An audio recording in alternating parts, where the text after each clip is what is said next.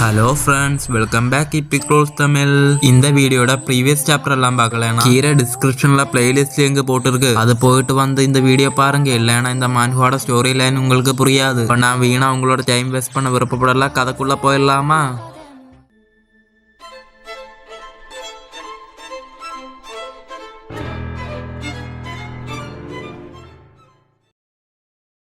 சாப்டரோட ஸ்டார்டிங்கில் ஹீரோயினோட தங்கச்சி சொல்கிறா, அதுவா சிஸ்டர் ஹாப்பியாக இருந்த அந்த ஃபெங்கரும் ஹாப்பியாக இருப்பா. எனக்கு தெரியும் சிஸ்டர் இந்த கொஞ்ச நாளில் ரொம்ப கவலைப்பட்ட இருக்கேன்னு. ஏன்னா 6 எக்ஸஸோடையும் லிங்சுவான் ஹோலிலேண்டோடையும் சடன் டிஸ்ட்ராக்ஷன் தான் காரணம்னு. சிஸ்டர் கவலைப்பட்டு இருக்குது என்னால் பார்த்துட்டு இருக்க முடியல. இப்போ ஹீரோயின் சொல்கிறா, நீ உன்னோட பிரதர்லோ விட ரொம்ப பெட்டராக இருக்க. அப்போ அவ நான் இங்கேருந்து போகிறேன், எனக்கு பாரிஸில் போய் ஹார்டாக ப்ராக்டிஸ் பண்ணணும். அப்போ ஹீரோயின் சொல்கிறா, நீ இந்த இயருக்குள்ள கான்சென்ட்ரேட் இல்லத்தை பிரேக் த்ரூ பண்ண முடியலன்னா கண்டிப்பாக நான் உன்னை பனிஷ் பண்ணுவேன். இப்போ அந்த பொண்ணு சொல்கிறா, ஆனா கான்சென்ட்ரேட் ரத்துக்குள்ள போகிறது ரொம்ப டிஃபிகல்ட் ஆச்சே. அப்போ ஹீரோயின் மண்டையில ஒரு கொட்டு கொடுத்துட்டு சொல்றா, இதுல என்ன டிஃபிகல்ட் இருக்கு? உனக்கு இருக்க சேலஞ்சால நீ ரொம்ப லேசியா இருக்க. இல்லைன்னா நீ ரொம்ப நாளுக்கு முன்னாடியே பிரேக் த்ரூ பண்ணியிருப்பேன். சரி, நீ சீக்கிரமா பிராக்டிஸ் பண்ணப்போ. அங்கிருந்து ஹீரோயின் ஒன்னு எடுத்துக்கிட்டு கிளம்பிக்கிட்டு சொல்றா, நான் சீக்கிரமா வீட்டுக்கு போனாதான் என்னோட ஹஸ்பண்டை பார்க்க முடியும். அப்படி சொல்லிட்டு ஹீரோயின் அங்கிருந்து கிளம்பி போயிட்டா. அப்ப அந்த பொண்ணு சொல்றா, என்னோட பிரதர்லோ மேல எனக்கு ரொம்ப பொறாமையா இருக்கு. ஏன்னா என்னோட சிஸ்டர் மாதிரி ஒரு குட் வைஃபை கல்யாணம் பண்ணதுக்கு. ஆமா, எனக்கு உண்மையில ரொம்ப பொறாமையா இருக்கு. அங்கிருந்து பேனல் கட் பண்ண ஸ்ட்ரீட்ல அங்க ஹீரோ வண்டி ஓடிச்சுக்கிட்டு வந்து இறங்கிட்டு நேரா கதவு தட்டிக்கிட்ட, வைஃப் நான் திரும்பி வந்துட்டேன். அப்ப கதவு திறந்து ஹீரோயின்ங்கிறது குதிச்சுக்கிட்ட, ஹஸ்பண்ட். அப்படியே ஹீரோ ஹக் பண்ணி ஃபைனலா நீங்க திரும்பி வந்துட்டீங்க. அப்போ ஹீரோ, ஆமா, நீ வீட்டுல சேஃபா தானே இருந்த. அப்போ ஹீரோயின் சொல்ற, நீ என்னோட சைட்ல இல்லாம நான் நல்லாவே இல்ல. அப்போதான் ஹீரோ பாக்குறா, ஹீரோயினோட தலையில வீங்கி இருக்கிறது. வைஃப், என்னாச்சு உன்னோட ஹெட்டுக்கு? யார் உன்னை காயப்படுத்தினது? அப்படியே மனசுக்குள்ள கடுப்பா நினைக்கிறா, யார் என்னோட வைஃபை காயப்படுத்தினது? அவங்கள என்னோட கையில கிடைச்ச கண்டிப்பா நான் கொண்டுடுவேன். அப்படி நினைச்சிட்டு ஹீரோயின் கிட்ட சொல்றா, வைஃப் நான் போய் கொஞ்சம் ஷவர் எடுக்கணும், ஆனா எனக்கு ரொம்ப டயர்டா இருக்கு. அது மட்டும் இல்ல என்னோட பின்னாடியும் ரொம்ப வலிக்குது, அதனால நீ எனக்கு முதுக தேய்ச்சி விடுறியா? அப்போ ஹீரோயின் ஓகே. அங்கிருந்து பேனல கட் பண்ண நேரா பாத்டப்புக்குள்ள அங்க ஹீரோ ஒய்யாரமா தண்ணிக்குள்ள உட்காந்துட்டு இருக்கா. அப்போ அங்கிருந்து சொல்றா, சீக்கிரமா வந்து எனக்கு மசாஜ் பண்ணி கொடு வைஃப். அப்போ ஹீரோயின் அங்கிருந்து ட்ரெஸ் கழட்டிக்கிட்டு வந்துட்டு சொல்றா, ஹஸ்பண்ட் நான் உங்களுக்கு பின்னாடி வைப் பண்ணி விடுறேன், இன்னும் அங்க என்ன நடந்திருக்கும்னு நீங்களே கெஸ் பண்ணிக்கோங்க. கொஞ்சம் கழிச்சு ஹீரோயின் சொல்றா, ஹஸ்பண்ட் நாம கொஞ்சம் நேரமா இந்த பாத்துல இருக்கோம். அப்போ ஹீரோ, அப்படியா? ஆனா எனக்கு அப்படி தெரியல, மறுபடியும் நீ எனக்கு பின்னாடி முதுகு தேய்ச்சி விடுறியா? அப்படி சொல்லிட்டு மீண்டும் கதவு மூடிட்டாங்க. பின்ன அங்க என்ன நடந்திருக்கும்னு நீங்களே கெஸ் பண்ணிக்கோங்க. பின்ன என்ன சம்பவம் தான். கொஞ்சம் கழிச்சு மீண்டும் ஹீரோயினும் காட்டினா. ஹீரோ நினைக்கிறா, நான் உண்மையில இமோட்டல் வேர்ல்டுல இருக்க ஒரு மெஜஸ்டிக் லோடு தான், எல்லா இமோட்டல்ஸாலையும் வர்ஷிப் பண்ணப்பட்டவன். அப்போ ஹீரோயின் நினைக்கிறா, என்னோட ஹஸ்பண்டோட செஸ்ட்ல இப்படி படுக்கிறது எனக்கு இது ரொம்ப ஹாப்பியா கொடுத்துட்டு இருக்கு. அப்போ ஹீரோ கேட்கிற, வைஃப் நீ என்ன திங்க் பண்ணிட்டு இருக்க? அப்போ ஹீரோயின் ஒன்னும் இல்லையே, இப்படியே ட்ரெஸ் எடுத்து போட்டுக்கிட்டு சொல்றா, இன்னைக்கு நான் ரொம்ப ஹாப்பியா இருக்கேன். ஏன்னா நான் என்னோட ஹஸ்பண்டோட பக்கத்துல இருக்கிறேன். நான் உங்களோட க்ளோத்தஸை சேஞ்ச் பண்ணி விடட்டுமா? ஹஸ்பண்ட், நான் சும்மா தான் சொன்னேன், நீங்க என்ன பண்ண போறீங்க? அப்போ ஹீரோ சொல்ற, அதுவா நான் டின்னர் சாப்பிட போறேன். அங்கிருந்து பேனல் கட் பண்ணா ஹீரோ இருந்து சாப்பாடு பார்க்காத மாதிரி சாப்பிட்டு இருக்கதா காட்டுறாங்க. அப்போ ஹீரோயின் அங்கிருந்து, ஹஸ்பண்ட் வாயத்தோற. அப்போ ஹீரோ, ஞம் ஞம் சூப்பரா இருக்கே, நான் வீட்டுக்கு திரும்பி வந்தா நினைச்சு ரொம்ப ஹாப்பியா இருக்க. அப்போ ஹீரோயின் சொல்ற, ஆமா ஹஸ்பண்ட் எனக்கும் ரொம்ப ஹாப்பியா இருக்கு. அங்கிருந்து மறுபடியும் பேனல் கட் பண்ணா ஹீரோ வெளியில இருந்து, பை வைஃப் நான் போயிட்டு வரேன். அப்போ ஹீரோ கிளம்பி போறது ஒளிஞ்சிருந்து பார்த்துட்டு ஹீரோயின் வாசல மூடி வீட்டுக்கு வெளியே வந்துட்டு அங்க யாராச்சும் இருக்கான்னு சுத்தியும் முத்தியும் பார்த்து கையிலையும் காலையும் சின்னதா ஒரு ஃபார்மேஷன் கிரியேட் பண்ணி அங்கிருந்து சின்னதா ஒரு கோல்டன் ஸ்பிரிச்சுவல் வேர்டோட ஃபார்ம் எடுத்து அங்கிருந்து பறந்து போயிட்டா. அங்கிருந்து மறுபடியும் பேனல் கட் பண்ணா இம்பீரியல் பேலஸ் ஸ்டடி ரூம். அங்க ஹீரோயின் இருந்து என்னமா பண்ணிட்டு இருக்கும் போது அங்க ஒரு ஆள் வந்துட்டா. அப்ப ஹீரோயின் கேக்குறா, ஓல்டு லோங்கி என்ன மேட்டர் சீக்கிரமா சொல்லுங்க. அப்ப அந்த ஆள் சொல்றா, மேஜிஸ்ட்ரி டியாலோங் டைனாசிட்டியோட தேர்ட் பிரின்ஸ் ஒரு ஸ்பெஷல் என்வாயா விசிட் பண்ண வந்திருக்காரு, அதனால நீங்க வந்து பாத்துக்கணும். அப்போ ஹீரோ, என்னது டியாலோங்கா? அப்படி ஹீரோயின் நினைக்கிறா, இந்த நான்ஷோல டியாலோங் டைனாசிட்டி தான் ரொம்ப பெரிய ஃபோர்ஸ், ஆனா என்னோட ஷிங்ஃபா டைனாசிட்டியும் அவங்களும் கனெக்ஷன் தான் இருந்திருக்கும். இந்த டியாலோங் டைனாசிட்டியோட தேர்ட் பிரின்ஸ் ஒரு ஃபர்ஸ்ட் கிளாஸ் மாஸ்டர், அவ எதுக்காக ஒரு ஸ்பெஷல் என்வாயா இங்க வந்திருக்கா? அப்படி நினைச்சிட்டு அந்த ஆள் கிட்ட கேக்குறா,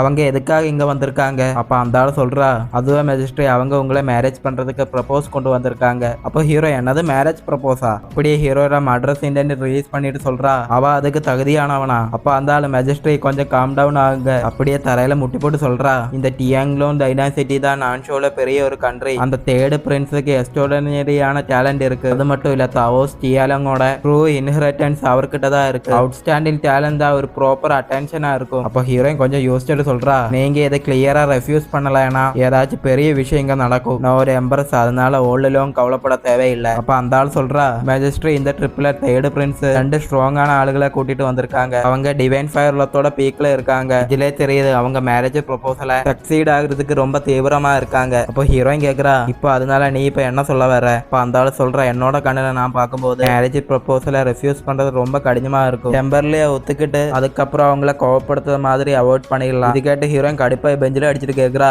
ஓல்டு லோங்கோட சஜஷனால அப்ப என்னோட ஹஸ்பண்டை நான் எங்க கொண்டு வைக்கணும்? அப்ப அந்த ஆளு மேஜிஸ்ட்ரேட் கொஞ்சம் காம் டவுன் ஆகுங்க. நீங்க ஒரு எம்பரஸா இருக்கீங்க, அதனால எல்லா பீப்புள்ஸோட ரெஸ்பான்சிபிலிட்டியும் உங்களோட ஷோல்டர்ல தான் இருக்கு. மேஜிஸ்ட்ரேட் எங்களோட சிவிலியன் ஹஸ்பண்ட் ஒரு ஆர்டினரி பர்சன் மட்டும்தான். அவர் எங்க இருக்க எக்ஸிஸ்டன்ஸ் இங்க இருக்க பீப்புளுக்கே தெரியாது. அப்ப ஹீரோயின் கடுப்பாய் கேக்குறா, நீ இப்ப என்ன சொல்ல ட்ரை பண்ணிட்டு இருக்க? அப்ப அந்த ஆள் சொல்றா, யுவர் மேஜிஸ்ட்ரேட் உங்களுக்கு ஒர்க் ப்ரெஷர் ரொம்ப அதிகமா இருக்கு, அதனால டெய்லி லைஃப் எக்ஸ்பீரியன்ஸ் பண்ணதுக்கு ஒரு கோமலரை ஃபைன் பண்றதா நல்லது. அவனை இப்படிதான் டீல் பண்றது பெட்டர். ஏன்லோங் டைனாசிட்டியை பகச்சுக்கிட்டா ரொம்ப நல்லா இருக்காது. அப்போ ஹீரோயின் அங்கிருந்து ஸ்பீடா வந்து கையில பவர் கேதர் பண்ணி செவில்ல ஒண்ணு அடிச்சடியில அந்த ஆளு ரத்தமே கக்கிட்டா. அப்ப ஹீரோயின் சொல்றா, நீங்க எனக்காக ரொம்ப நாள் ஒர்க் பண்ணிருக்கீங்க, கிரெடிட் இல்லாம ஹார்ட் ஒர்க் இருக்காது. உங்களோட கல்டிவேஷன் படு கேவலமா இருக்கு. அதனால ஓல்டு லோங் நீங்க ரொம்ப வயசாகி வந்துட்டு இருக்கீங்க. இப்போ நீங்க வீட்டுல போய் நீங்களே உங்களை பாத்துக்கோங்க. இப்போ அந்த ஆளு தரையில அடிச்சுக்கிட்டே சொல்றா, ரொம்ப நன்றி மேஜிஸ்ட்ரேட் என்ன உயிரோட விட்டுறதுக்கு. அப்படி அந்த ஆளு நினைக்கிறா, நான் இது கொஞ்சம் கூட எதிர்பார்க்கல. அவரு மேஜிஸ்ட்ரியோட ஹார்ட்ல இப்படி ஒரு ஹெவி வெயிட்டை வச்சிருப்பாருன்னு. அப்படி அங்கிருந்து கிளம்பிக்கிட்ட சொல்றா, மேஜிஸ்ட்ரி இந்த ஓல்டு மினிஸ்டர் இன்னைக்கே ரிசைன் பண்ணிக்கிற, நீங்க உங்களை பாத்துக்கோங்க. அப்போ ஹீரோயின் சொல்றா, என்னோட லைஃப் போனாலும் நான் ஒரு போதும் கிவ் அப் பண்ண மாட்டேன். அப்புறம் என்னோட ஹஸ்பண்டே விட்டு கொடுக்க மாட்டேன். நீங்க டியாலோங் டைனோசிட்டி இருந்தாலும் எனக்கு உங்களை பார்த்து பயம் இல்ல. இங்க யாரு இருக்கீங்க?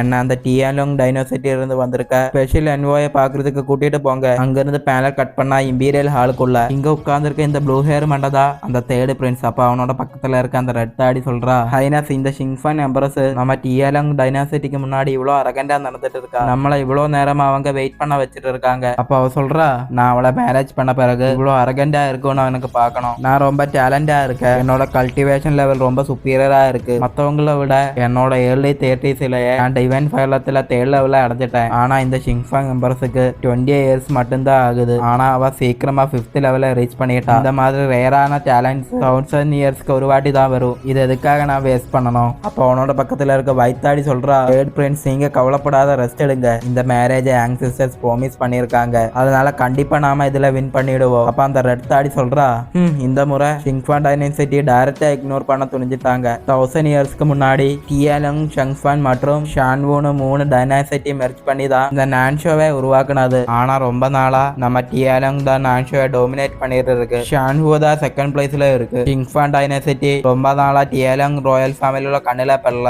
அந்த சர்நேம் வச்சிருக்க 4 கிங்ஸும் நினைச்சாலும் ஹோல்ட் பேக் பண்ண முடியல. கிங் நிங்கோட ரிபிலேன் இல்லைனா ஷங்ஃபான் எம்பரஸோட அமேசிங்கான டேலண்ட் டியாலோங் ஆன்செஸ்டருக்கு தெரிஞ்சிருக்காது. அதனாலதான் இந்த மேரேஜ் ப்ரொபோசலை ப்ராமிஸ் பண்ணிருக்காங்க. இல்லைனா இவங்க அந்த அளவுக்கு தகுதியானவங்க கிடையாது. அப்ப அங்கிருந்து ஒரு வாய்ஸ், டியாலோங் டைனாசிட்டியோட மதிப்பு கூடிய கெஸ்ட் வந்திருக்காங்க. சரி, எந்த மேட்டருக்காக நீங்க இங்க வந்திருக்கீங்க? அப்போ இவங்க யாரா அதுன்னு திரும்பி பார்த்தா நம்ம ஹீரோயின் தான். அப்ப அந்த தேர்ட் பிரின்ஸ் ப்ளூ மட்டும் நினைக்கிறா, இந்த ஷங்ஃபான் டைனாசிட்டியோட எம்பரஸுக்கு எவ்வளவு தைரியம் இந்த பிரின்ஸுக்கு முன்னாடி இவ்வளவு அரகண்டா நடந்துட்டு இருப்பா. கன்ஃபர்மேஷன் டேக்காக நான் வெயிட் பண்ணறேன். அப்போ என்னோட முன்னாடி இதே கோல்டு ஃபேஸா இருக்க முடியும்னு நான் பாக்குறேன். அப்படி நினைச்சிட்டு வெளியில சொல்றா, நான் இது ஷங்ஃபான் டைனாசிட்டியோட எம்பரஸ் கிட்ட இருந்து எதிர்பார்த்ததுதான், இவ்வளவு குயிக்கா பேசுவீங்கன்னு. வெல், நானும் ஸ்ட்ரைட்டா பேசுறேன். என்னோட டியாலோங் டைனாசிட்டியோட சார்பாக இந்த பிரின்ஸ் இந்த எம்பரஸுக்கு மேரேஜ் ப்ரப்போஸ் பண்ண வந்திருக்கேன். இந்த 2 டைனாசிட்டியும் சேர்ந்து ஒரு எட்டர்னல் ஃப்ரெண்ட்ஷிப்பை கன்க்ளூட் பண்ணிருக்கு. அதனால டியாலோங் டைனாசிட்டியும் ஷிங்ஃபான் டைனாசிட்டியும் எப்பவும் பீஸ்ஃபுல்லாவும் ப்ரொடெக்ட்ஃபுல்லாவும் இருக்கும். அப்போ ஹீரோயின் அந்த த்ரோன்ல போய் உட்காந்துட்டு சொல்றா, ஓ அப்படியா, உங்களோட டைனாசிட்டிக்கு மேரேஜ் பண்ண விருப்பம் இருந்தா அது ஃப்ரீ தான். எங்களோட ராயல் ஃபேமிலிக்குள்ள எக்கச்சக்கமான பிரின்சஸ் இருக்காங்க. தேர்ட் பிரின்ஸுக்கு பிடிச்சிருக்க ஆளை சூஸ் பண்ணி மேரேஜ் பண்ணிக்கலாம். அப்ப இது கேட்டுட்டு அவன் நினைக்கிறா, உண்மையில இந்த உலகத்துல அழகான பொண்ணுனா இவன் தான், அதனால இந்த பிரின்ஸுக்கு நீ தான் தகுதியானவ. அப்படியே வெளியே சொல்றா, பிரின்ஸா இருக்க எனக்கு இந்த ஷிங்ஃபான் டைனாசிட்டியில இருக்க பிரின்சஸ் எல்லாம் எனக்கு எப்படி தகுதியா இருக்க முடியும்? இந்த என்டையர் டைனாசிட்டியை ஒத்து பார்க்கும்போது ஷிங்ஃபான் எம்பரஸ் மட்டும்தான் எனக்கு வர்த்தியா இருக்க முடியும். அப்ப ஹீரோயின் அங்கிருந்து சொல்றா, தேர்ட் பிரின்ஸ் என் கூட மேட்ச் பண்ணும்போது எனக்கு போதுமான விட ரொம்ப அதிகம் தான், ஆனா நீங்க எனக்கு வர்த்தானவனா? ஹீரோயின் சொன்னது கேட்டது அவன் ஷோக்கா, இவ என்ன சொல்லிட்டு இருக்கா? அப்படியே அங்கிருந்து கடுப்பா அங்கிருந்து கத்துறா, நீங்க இப்ப சொன்னது இந்த பிரின்ஸ் உங்களுக்கு தகுதியானோ இல்லன்னு தானே?